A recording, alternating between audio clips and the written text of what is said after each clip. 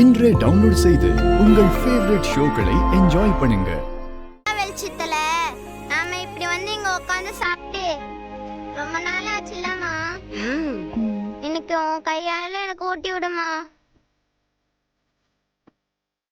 அம்மா ப்ளீஸ்மா, நீ எனக்கும் ஊட்டி விடுமா.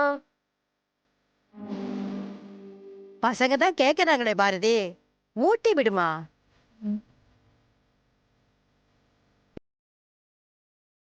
அம்மா நீங்க எனக்கு முதல்ல ஊட்டி விடுங்கம்மா. அம்மா எனக்கு தானே முதல்ல ஊட்டி விடுவ. சொல்லுமா, முதல்ல எனக்கு தான் ஊட்டி விடணும். நான் தானே பெரிய பொண்ணு.